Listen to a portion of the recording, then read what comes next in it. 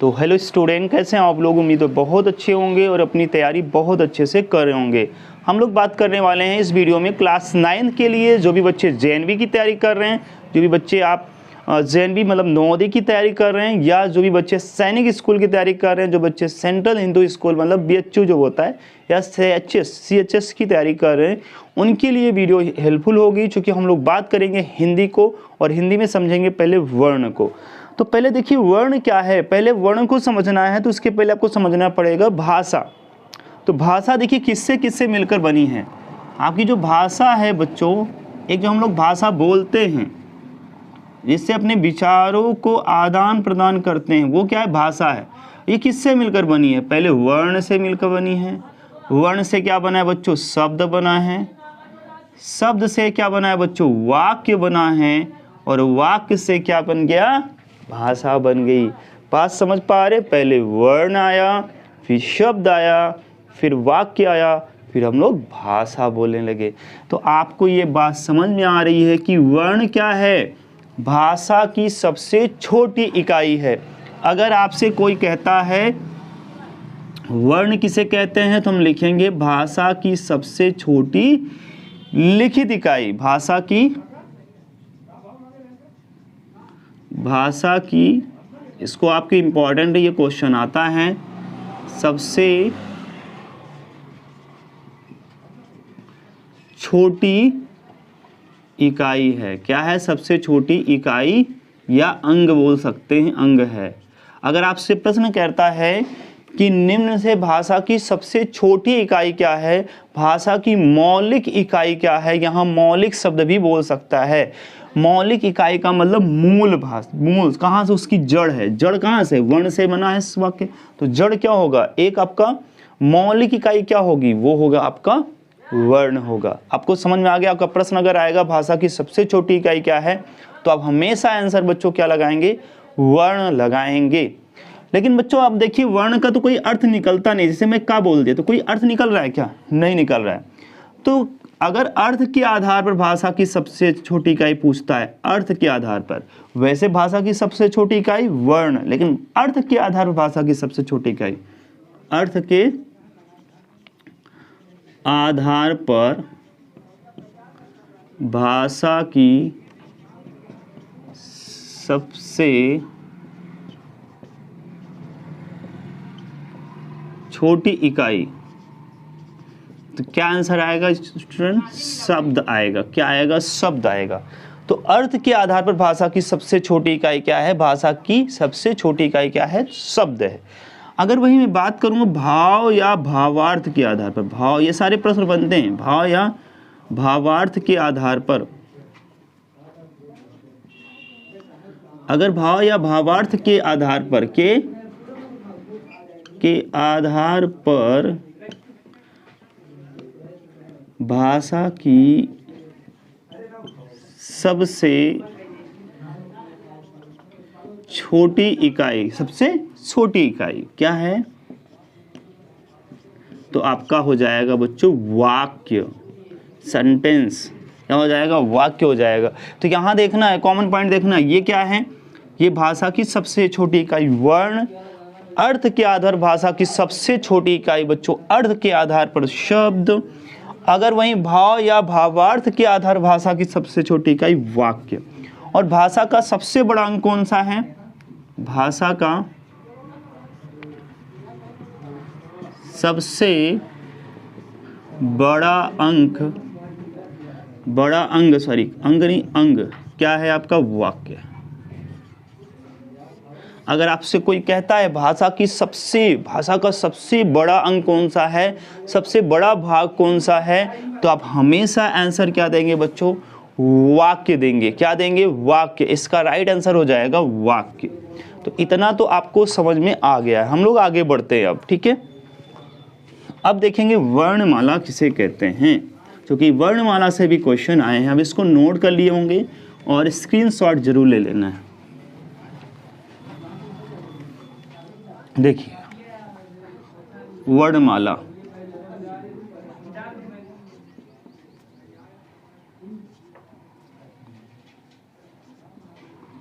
वर्णमाला तो देखिए बच्चों, वर्णमाला किसे कहते हैं? वर्णमाला क्या है? वर्णों के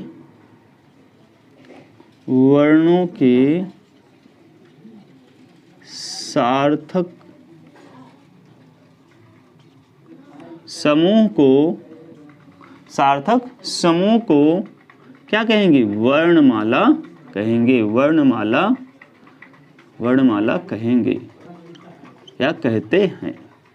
तो वर्णमाला क्या है? वर्णों के सार्थक समूह, फिर ध्यान से सुनना है, वर्णों के सार्थक समूह को वर्णमाला कहते हैं। अगर आपसे प्रश्न आएगा कि निम्न से वर्णमाला कहते हैं, आपसे वहां रहेगा शब्दों के सार्थक समूह को, ठीक है, वर्णों के सार्थक समूह को, तो हमको आंसर क्या लगाना है?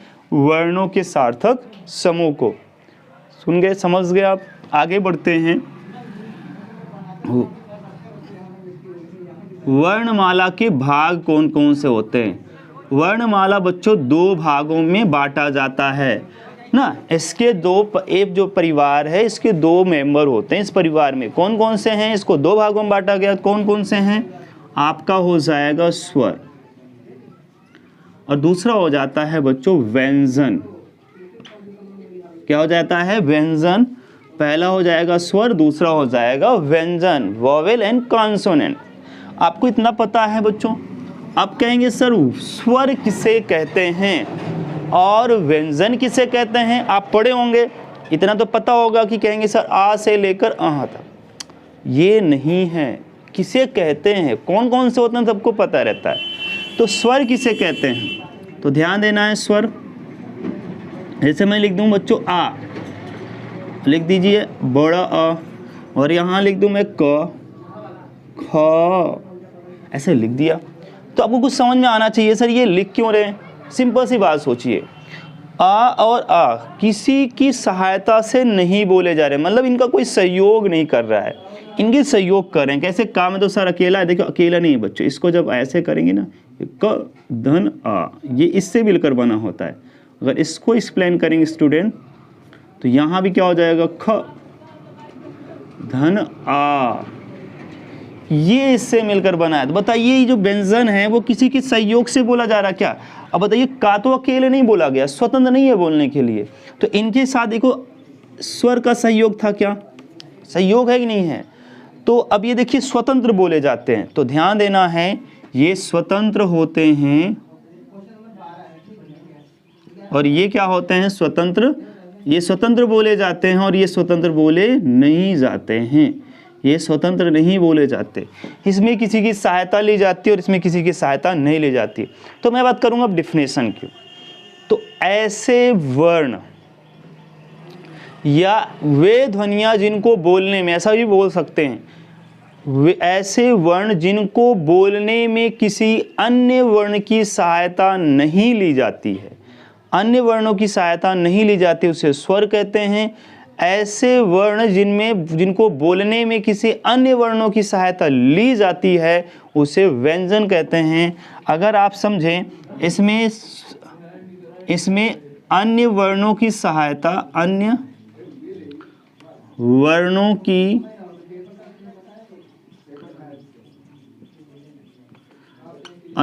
की सहायता नहीं ली जाती,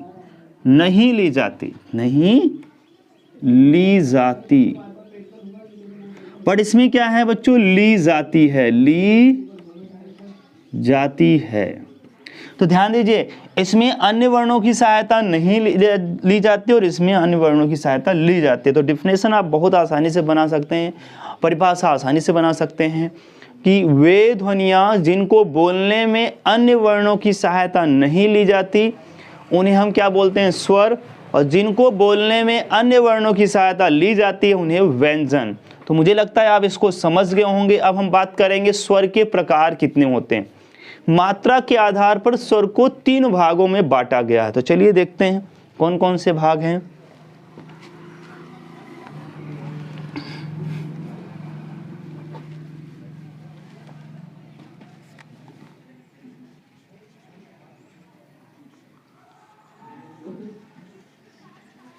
ये मात्रा के आधार पर बांटा गया है, बट मात्रा के आधार पर बांटा तो गया है, बट स्वर होते कितने हैं? तो टोटल ध्यान देना है, स्वर आप लोग याद किए होंगे 13, बट ये गलती है। अगर आपसे प्रश्न कहता है मूल भाषा में स्वर की संख्या, तो आपका आंसर आएगा स्टूडेंट 13। अगर आपसे कहता है या ऐसा बोला हो कि हिंदी शब्द लगाया हो, हिंदी में स्वर की संख्या कितनी होगी? 11 होगी। आपके माइंड में एक चीज आएगा, सर ये ऐसा क्यों, है ना, ऐसा क्यों? हम लोग तो पढ़े हैं 13 ही तो स्वर होते हैं। आप लिखे होंगे आ से लेकर आह तक, तो पहले मैं लिख के आपको समझाता हूं।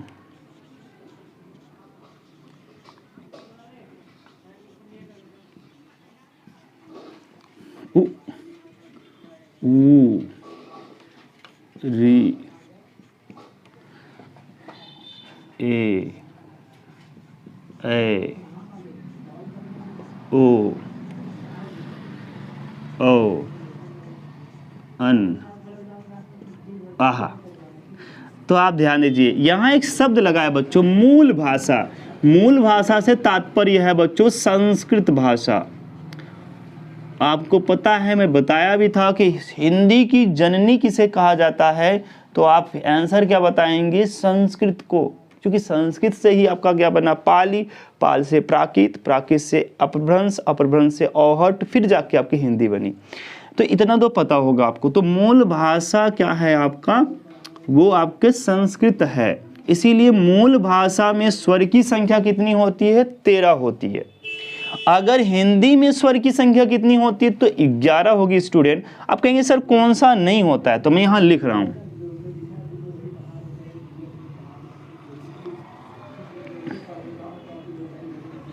अब इसमें कौन कौन सा नहीं है, ध्यान दीजिएगा, इनमें कौन कौन सा नहीं है।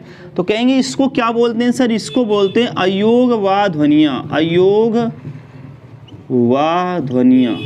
और ये कौन कौन से? अन्न और आहा को अयोग वा ध्वनियां। अब अयोग वा ध्वनियां समझ लो। अयोग वा ध्वनियां का मतलब क्या होता है? इसको 3 शब्दों से ये मिलकर बना है। अगर मैं कहूं आ धन योग धन वाह, आ का मतलब होता है बच्चों नाही, या बोल सकते नहीं या ना। योग का मतलब जुड़कर, और वाह का मतलब होता है वहन का मतलब आना। तो नहीं जुड़कर, अब किसके साथ नहीं जुड़कर? व्यंजन के साथ नहीं जुड़कर। ध्यान देना, आप समझते होंगे कि जितने भी स्वर होते हैं स्टूडेंट, वो व्यंजन के साथ जुड़े होते हैं। किसके साथ जुड़ते हैं? व्यंजन के साथ जुड़ते हैं। बट आपका ये जो अन और आहा है, ये व्यंजन के साथ नहीं जुड़ता है, इसीलिए इसको अयोग वा ध्वनियां कहा जाता है। तो बच्चों जो सिर्फ व्यंजन के साथ वहन ना हो, जो व्यंजन के साथ वहन ना हो, बोल सकते हैं सिर्फ किसके साथ वहन हो? स्वर के साथ जुड़कर या जुड़ती हूँ, स्वर के साथ जुड़ती हूँ।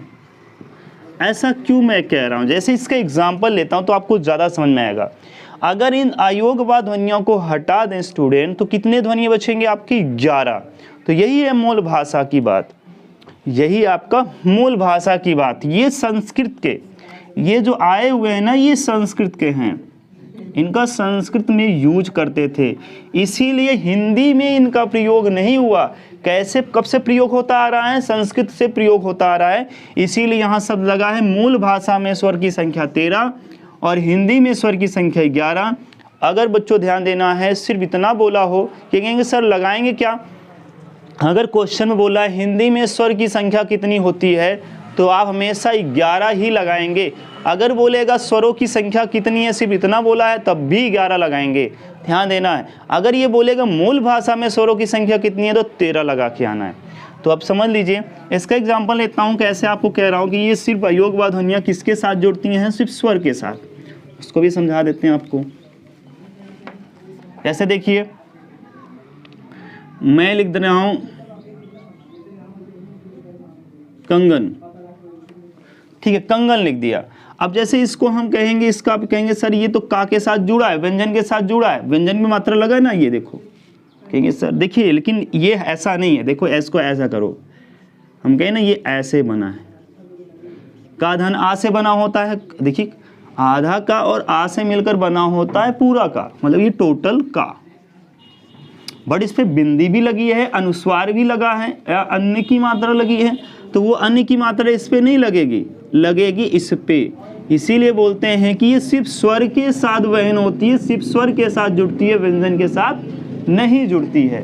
तो यही इसका मतलब है बच्चों, आप समझ गए होंगे। आगे हम लोग बात करेंगे स्वर के प्रकार। स्वर को जो है मात्रा के आधार पर, मात्रा के आधार पर, मात्रा के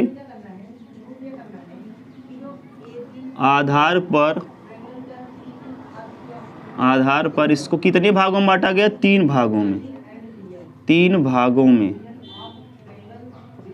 3 भागों में बांटा गया है, बांटा गया है। अगर आपसे प्रश्न कर दिया जाए कि स्वर के कितने भाग होते हैं, मात्रा के आधार पर सिर्फ इतना ही बोला हो कि स्वर के भाग होते हैं, तो आप हमेशा स्टूडेंट 3 लगाएंगे, 3। अब वो कौन कौन से हैं? फर्स्ट है स्टूडेंट आपका, जिसको बोलते हैं हरस्वर, ठीक है। दूसरा है आपका दीर्घ स्वर, तीसरा है आपका प्लूत स्वर। ये 3 भाग में इसको बांटा गया है। तो ध्यान देना है, हरस स्वर को ही एक और नाम, कई नाम दे दिया जाता है। जैसे देखिए हरस का मतलब होता है बच्चों छोटा, तो छोटा के लिए क्या यूज करेंगे, लघु भी यूज कर सकते हैं, लघु। अब लघु के बाद क्या आ जाएगा, छोटा भी आ जाएगा, छोटा, लघु माने छोटा होता, तो यहाँ छोटा भी यूज कर सकते हैं। इसमें एक मात्रा यूज होती है, इसलिए एक मात्रिक भी बोलते हैं, एक मात्रिक स्वर भी बोलते हैं, एक मात्रिक स्वर। ये मूल स्वर है, मूल स्वर का मतलब किसी से जुड़े नहीं होते हैं, इसीलिए इनको मूल स्वर भी कहा जाता है, मूल स्वर भी कहा जाता है स्टूडेंट। वैसे ही दीर्घ को देखें तो दीर्घ को लघु के स्थान पर वहां क्या बोला जाएगा, लघु के स्थान पर यहां बोला जाएगा बच्चों गुरु। क्या, गुरु। गुरु का मतलब होता है बड़ा, और इस यहाँ क्या हो जाएगा, इसके लिए बड़ा यूज कर देंगे हम लोग। इसमें एक मात्रा यूज करते हैं, बट दीर्घ वाले में हम लोग द्विमात्रा यूज करते हैं, इसलिए द्विमात्रिक बोला जाएगा, द्विमात्रिक स्वर। और यहाँ इसको संधि स्वर बोलेंगे।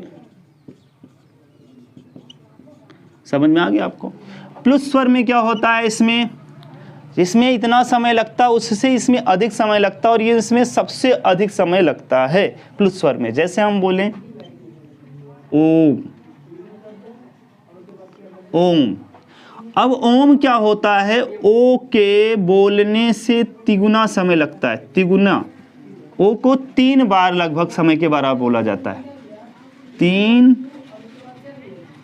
3 बार के बराबर बोला जाता है, बराबर बोला जाता है। जैसे मैं बोलूं ओ बोल दिया, लेकिन ओ को ऐसे ओ को बोला, जितना समय ओ को बोलने में लगा उसको 3 बार बोलने में ओम को लगना चाहिए, ओम, ओम। ठीक है, तो बात समझ पा रहे हैं। ये ऐसा स्वर होता है जिसमें ये काफी समय लगता है, सबसे अधिक समय लगता है। तो 3 भाग हैं, आप देख लीजिए इसको। और ये कौन कौन से होते हैं, हरस स्वर कौन से होते हैं, दीर्घ स्वर कौन से होते हैं, इसकी मैं बात कर लेता हूँ। चलिए इसकी बात कर लेता हूँ, इसको नोट डाउन कर लीजिएगा जरूर। मैं बात करता हूँ वो कौन कौन से स्वर होते हैं, क्योंकि यहीं से क्वेश्चन आते हैं। आपसे आएगा निम्न में से हरस स्वर है, या हरस स्वर कौन सा है, दीर्घ स्वर कौन सा है, या लोग बोलेंगे लघु स्वर कौन सा है। तो हरस स्वर होता है स्टूडेंट अ, इ, उ एंड री। इतने आपके क्या हो जाएंगे, हरस स्वर हो जाएंगे।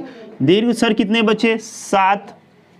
तो ये इनकी संख्या कितनी है, इनकी संख्या है 4। आपसे कहेगा हरस स्वर की संख्या कितनी होती है, तो आंसर देंगे स्टूडेंट 4 होती है। और अगर मैं करूँ दीर्घ स्वर में तो आप समझिए यहीं से, तो क्या बन जाएगा, बड़ा अ या आ, ऊ, ठीक है, और ई,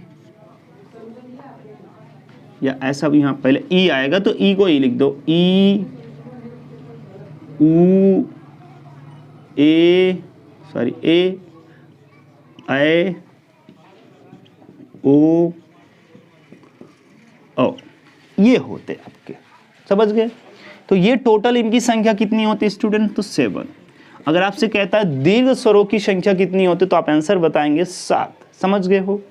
आगे हम बात करेंगे, हर्ष स्वर समझ गए, दीर्घ स्वर समझ गए, इनके प्रकार कौन कौन से होते हैं। एक और होता है, इन्हीं में से इनको संयुक्त स्वर भी बोला जाता है, तो वो लिख देते हैं संयुक्त स्वर कौन कौन से होते हैं। संयुक्त स्वर में बच्चों लिया जाता है 4 को, जैसे ए को लिया जाएगा, ऐ को लिया जाएगा, ओ को लिया जाएगा और औ को लिया जाएगा। कहेंगे सर ये संयुक्त का मतलब क्या होता है। संयुक्त का मतलब दो अलग अलग स्वर से मिलकर बना हो।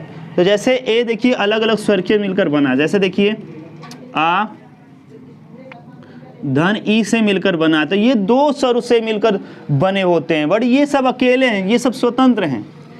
अगर मैं कहूँ बड़ा आ किससे मिलकर बना, तो ये 2 समान स्वर के मिलकर बने होते हैं, आ धन आ, बट ये अलग अलग हैं, इसीलिए इनको संयुक्त स्वर बोला जाता है। और ये देखिए तो अ धन ए, ये ओ किससे मिलकर बना होता है, तो आ धन ऊ से मिलकर बना होता है।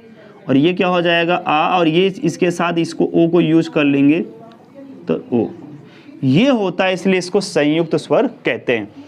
तो स्वर मुझे लगता है आपको बहुत अच्छे समझ में आ गया होगा। एक बार मैं रिकॉल कराता हूँ, स्वर के कितने भाग होते हैं। मूल भाषा में स्वरों की संख्या 13 होती है, वैसे हिंदी में स्वरों की संख्या 11 होती है। 2 कौन कौन से ऐसे स्वर हैं जिसको नहीं लिया जाता है, तो अयोग व ध्वनियां नाम दिया जाता है अन्न और आह को। अन्न को क्या नाम दिया जाता है, अनुस्वार भी है, और आह विसर्ग होता है, ध्यान रखेंगे इसको। और कौन कौन से हर्ष स्वर हैं, हर्ष स्वर को हम लोग लघु स्वर भी कहते हैं, ठीक है, छोटा स्वर भी कहते हैं, एक मात्रिक भी कहते हैं, मूल स्वर भी कहते हैं। तो आपसे आंसर क्वेश्चन आ गया, तो मूल स्वर किसे कहते हैं, तो यही आपको आंसर देना है। मूल स्वर में अ, ई, उ और री आ जाएगा। इतना आपको समझ में आ गया होगा तो नोट डाउन कर लीजिएगा, और वीडियो को पसंद आई हो तो वीडियो को लाइक कर दीजिएगा, और चैनल को नए हो तो सब्सक्राइब कर लीजिएगा। नेक्स्ट वीडियो में हम लोग देखेंगे व्यंजन को, और व्यंजन को पूरा फिनिश करेंगे, और नेक्स्ट वीडियो में वर्णमाला पूरा फिनिश हो जाएगा। फिर हम नेक्स्ट जो भी सिलेबस में आपका है शब्द पे आ जाएंगे, फिर वहाँ से देखते हैं स्टूडेंट। Thank you.